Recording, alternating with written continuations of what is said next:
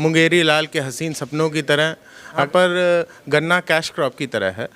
और इन्होंने आज जब चुनाव आ गया, क्योंकि इनकी डबल इंजन की सरकार है, इन्होंने अभी तक किसानों की याद नहीं आ रही थी। अब जब चुनाव आ गया तो इन्होंने 20 रुपये बढ़ा के लॉलीपॉप देने का काम किसानों को किया है। गन्ना की बात करिए तो 5 साल में 100 रुपये अखिलेश यादव जी ने बढ़ाया था, मगर ये वर्तमान की डबल इंजन की सरकार ने अभी जाके 20 रुपये ही सिर्फ बढ़ाया है। ये नमस्कार, आप देख रहे हैं ज़मीनी खबर। मैं हूं अमित और विधानसभा का बजट आ चुका है उत्तर प्रदेश का, और ये बजट कहा जा रहा है कि बहुत युवाओं का कल्याण करेगा, मगर कैसे करेगा?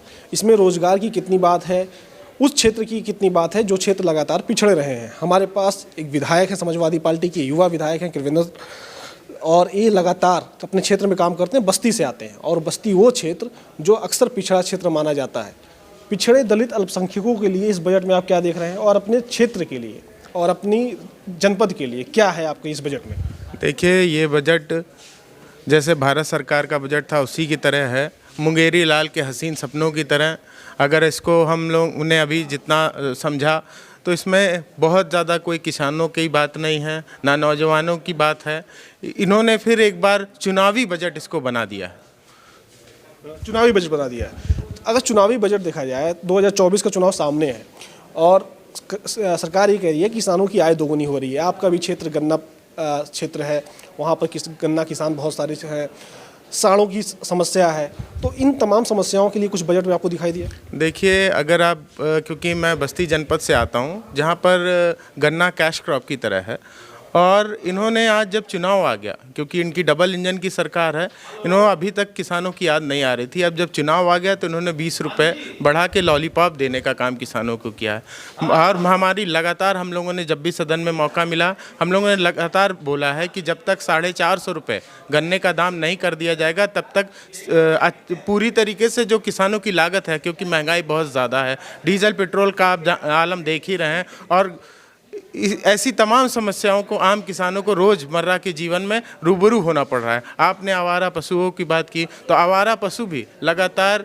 चाहे खेती किसानी को नुकसान, गन्ना के फसलों को लगातार नुकसान पहुंचाने, और ये सरकार उस पर कोई नियंत्रण नहीं है। लगातार ये हम खेती किसानी को भी नुकसान पहुंचा रहे हैं, और आम आदमी की जान भी इससे लगातार जा रही है। आखिर सवाल विधायक जी आपसे जानेंगे।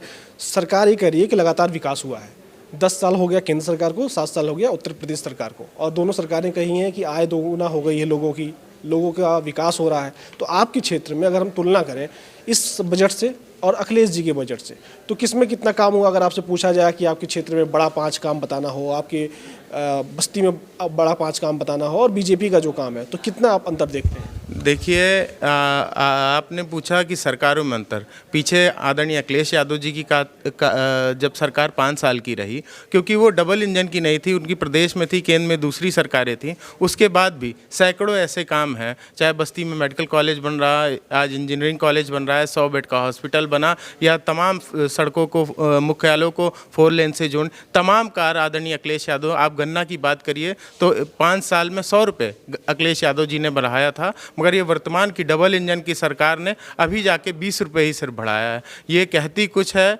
करती कुछ है। ये सिर्फ सपना बेचना जानती है, और वही सपना बेच के अपने हाथ से अपना पीठ थपथपाने का काम करती है।